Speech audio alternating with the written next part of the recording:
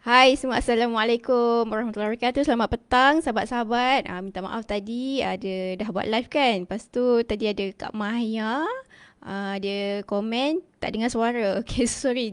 Dia apa? Masalah teknikal sikit. Okay, so sekarang boleh dengar tak suara? Ha? Ah, ah.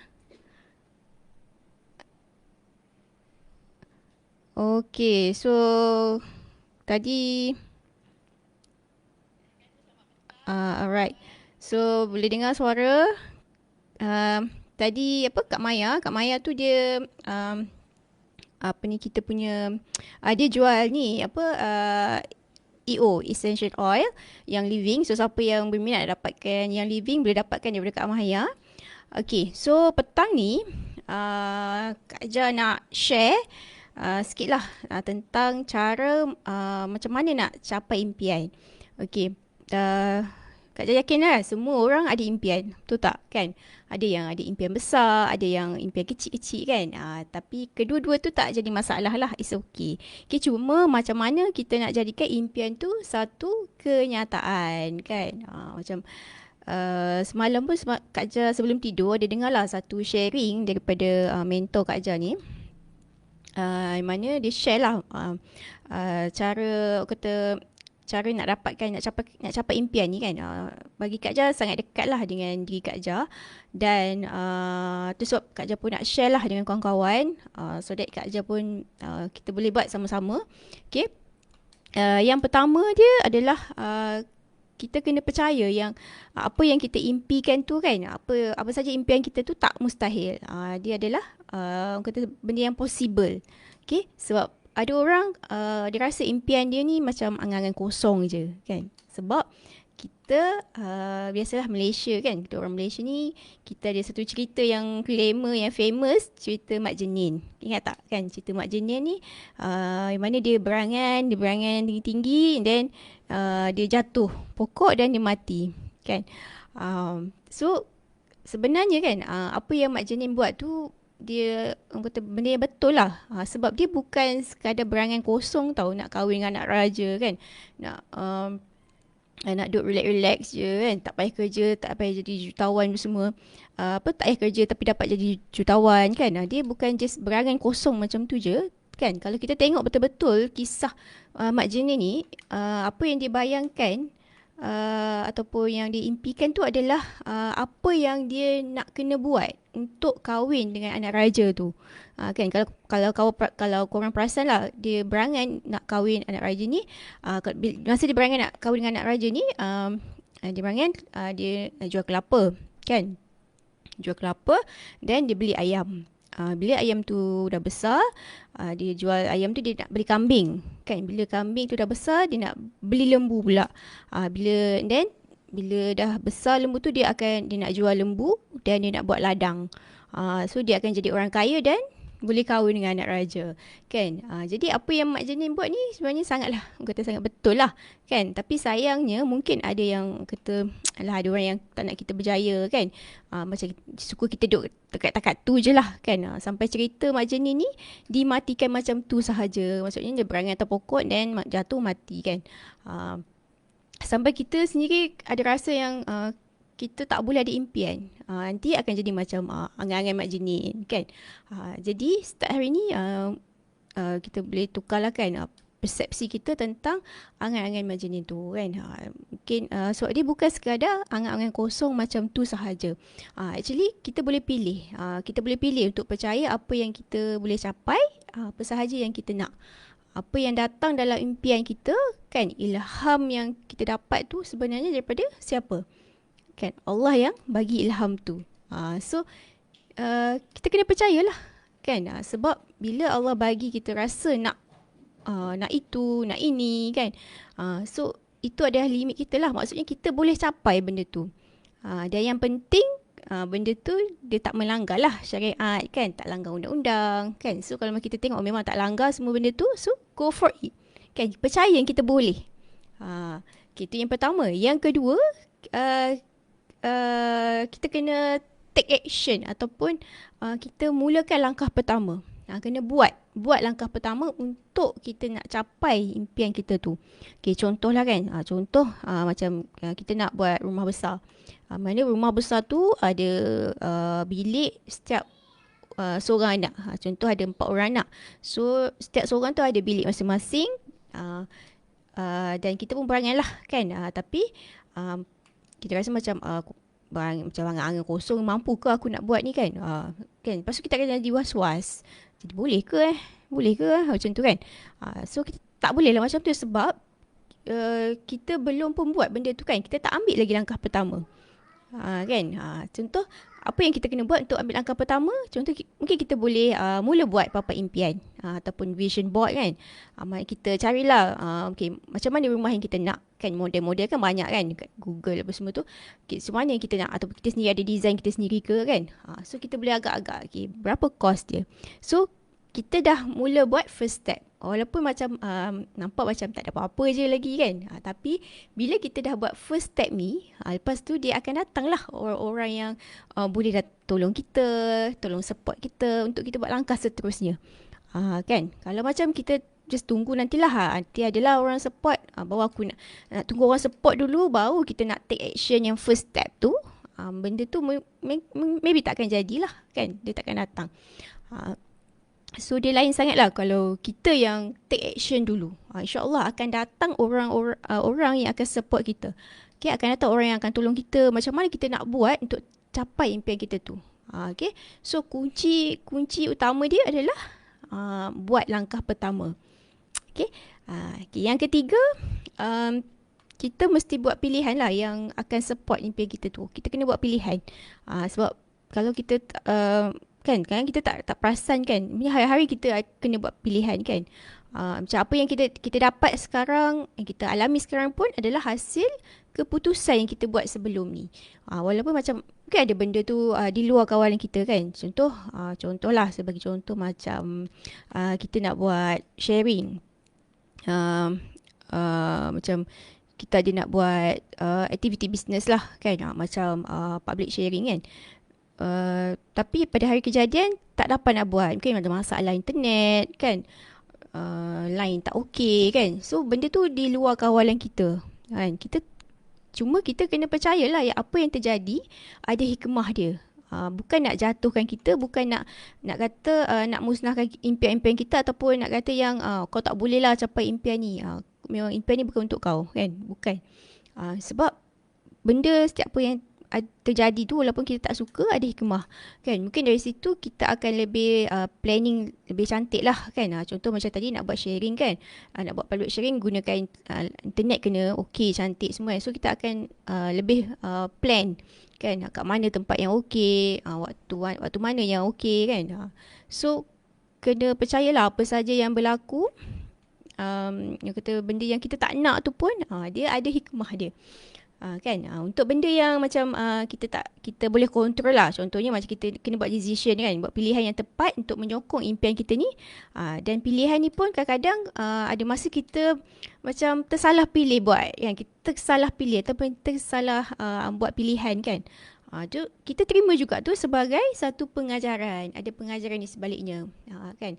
Contohlah, sebagai contoh macam dalam bisnes lah. Sebab saya buat bisnes. So, saya beri contoh dari bisnes lah.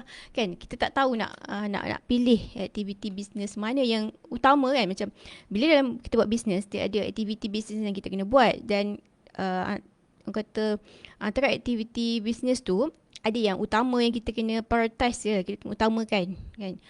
So macam kita dalam keadaan kesibukan kan. So kita tak tahu mana satu yang aku kena buat dulu ni kan. So mungkin macam yang satu nak buat blog dulu ke 3P dulu kan. Mungkin awal-awal tu kita macam tersalah pilih kita buat blog dulu kan. Dan kita tak berjaya dengan cepat. So tak dapat hasil yang cepat yang kita nak tu. So kita tahulah pilihan kita tu salah kan. So bila tahu oh ni salah ni, so buatlah yang satu lagi kan. Dan lepas buat yang satu lagi tu jadi pula kan. Dia menjadi. So kita buat lagi pilihan. So bila kita buat pilihan yang tak betul tu, maksudnya kita kena cepat-cepat bangkit lah. Tak boleh terus jangan rasa macam alah aku ni asyik buat salah je kan. Tak reti lah asyik macam ni je semua kan. Memang ni dia akan membuat kita stop untuk terus berlari mengejar impian kita kan. So tak Tak boleh macam tu. So kita kena yakin ada hikmah dan ada pengajaran di sebaliknya untuk kita. So kita kena yakin lah, yakin semua tu ada kata benda yang boleh menyokong impian dan usaha kita. Okay, jadi pengajaran kata dan apa yang kata kalau benda tak jadi ke apa, dia jadi pengajaran lah untuk kita untuk membina diri kita. Dan paling penting, kita jangan bertolak ansur kalau benda tu berkaitan dengan impian yang kita boleh kontrol lah. Contohlah macam untuk nak capai impian kita tu, kita kena buat aktiviti lah, macam usaha yang kita kena buat tu kan. So contoh sepatutnya hari ni walau macam-macam mana pun kita kena buat aktiviti bisnes. Contohlah kita kena buat A kan. Tapi so macam-macam mana pun kita tetap kena buat lah kan. Tetapkan masa, tetapkan jadual, dalam kita punya jadual tu masukkan lah. Selitkan juga apa yang benda yang perlu kita buat. So kita kena buat keputusan lah. Maksudnya kita kena decide, aku kena buat juga, so aku mesti kena buat. Benda ni patut aku buat, so aku kena buat. Tapi kalau macam tiba-tiba memang tak boleh nak buat langsung kan, mungkin ada benda lain yang datang ke yang kacau ke apa. So jangan rasa down, jangan rasa macam habislah takat ni je lah, so aku tak boleh buat lah kan. So kita kena percayalah ada hikmah. Kalau ada yang berlaku benda yang kita tak nak, walaupun kita dah bagi sepenuh hati kita nak buat benda ni, kita kena percaya yang benda tu ada hikmahnya. Dan tapi make sure sebelum tu kita kena decide lah kan, kena letak keutamaan tu, mana yang kita kena buat. Okay. Okay. So macam tak boleh lah macam okay lah, tak kisahlah apa nak jadi, jadilah kan. Kalau macam ada masa buat, tak ada masa tak payah buat kan. Tu dah jadi macam salah kita sendirilah. So awal-awal lagi kita dah buat keputusan yang macam tu kan. So awal-awal kita kena buat pilihan yang betul, keputusan yang betul untuk kita nak apa yang kita nak support kita punya impian tu. Okay. So yang keempat ni kita kena fleksibel. Sebab mungkin impian kita capai yang tak tercapai, mungkin impian kita tak dapat nak capai dengan apa plan yang kita buat. Kan, contoh kita plan nak balik raya haji nanti kan, nak naik flight kan daripada KL ke Kedah, tapi tak dapat, adalah problem something, tak dapat. So kita pun ubah plan kita, okay, naik kereta je lah kan. So bila naik kereta dan kita sampai lah kat tempat yang kita nak balik tu kan, nak tuju tu. So tetap tercapai kan matlamat tu, cuma cara dia berbeza dan seperti kata tak seperti yang kita rancangkan lah sebelum ni. Okay. Okay, contoh lain macam kita buat kerja kan. Kita buat kerja yang mana dalam usaha nak capai impian tu kan, kita buat lah kan, kita buat usaha, kita kerja-kerja yang sepatutnya kita buat, dan tiba-tiba apa yang kita buat tu tak jadi kan, tak menjadi. So jangan cepat putus asa kan, mungkin ada cara lain yang lebih baik, yang kita akan nampak lepas kita dah berlapang dada dengan kesilapan yang kita buat tu. So ada cara lain yang lebih baik kan. Okay. So rasanya itulah 4 cara yang Kak Jan nak share kan, mana mana cara ni Kak Jan pun dapat daripada orang-orang yang dah berjaya lah, yang mencapai impian diorang kan. So just Kak Jan nak reshare balik. Okay. So yang tadi, yang pertama, okay, kena percaya dengan impian kita. Okay, percaya dengan impian kita. Itu kena percaya, mesti kena yakin. Okay, sebab kita memang boleh kan, kita memang boleh capai impian tu. Impian tu adalah ilham daripada Allah untuk kita. Ini yang kau boleh buat. Kau boleh buat ni. Walaupun kita rasa macam impossible, tapi sebenarnya boleh. Macam kita rasa impossible lah, macam kita rasa macam boleh ke aku dapat benda ni kan. Kan, sebenarnya memang boleh. Dan kita kena percaya. Macam kita je rasa macam benda ni impossible lah kan. Tapi bagi Allah tak ada benda yang impossible kan. Semua possible. So kita just buat je kerja yang patut kita buat. Okay. Yang kedua tadi, buat langkah yang pertama. Maksudnya walaupun kita rasa tak logik lagi kan, kita just buat first step. Jangan risau, sebab ada banyak sangat keajaiban yang Allah akan bagi kat kita, akan hadiahkan kita. Sebab kita banyaklah kan magic yang Allah akan bagi bila kita dah start ambil first step tu. Okay. Dan yang ketiga, buat pilihan yang boleh menyokong impian kita. Dan keempat, be flexible. Maksudnya, jangan rasa bila kita buat something tak jadi, kita rasa habislah kan, habislah impian aku. Aku tak ditakdirkan lah untuk ada impian tu. Contoh kan, kan. So, tu antara dugaan lah cabar ujian yang Allah nak hadiahkan kat kita dalam perjalanan kita nak capai impian kita tu. Okay, so insyaAllah kalau kita dah start ambil langkah pertama, kita akan datanglah nanti kawan-kawan yang akan support impian kita kan. Tapi kalau ada juga yang macam tak support tu, biasalah kan. Sebab hidup kita ni pun duality kan. Ada yang support, ada yang tak support kan. Ada hujan, ada panas. So, kita kena tetap yang impian kita. Biar kata yang kawan-kawan yang tak nak support tu tak apalah, biarlah dia orang yang hidup dia orang. Yang pasti kita sendiri tahu aku nak capai impian ni. Aku percaya dengan impian aku yakin. Okay. Dan jangan lupa untuk minta tolong daripada Allah kan, supaya Allah kuatkan keazaman kita, kuatkan hati kita, okay, dalam perjalanan kita nak mencapai impian kita ni. Okay. Mudahan segala impian yang kita dah capai ni akan buatkan kita jadi hamba yang lebih bersyukur lah kan. Dan kita akan lebih merasai kebesaran Allah tu.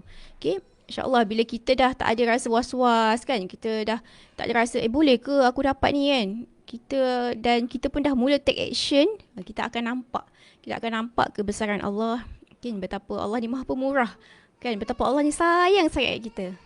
Okay. InsyaAllah mudahan kita semua tergolong dalam golongan orang yang bersyukur. Okay.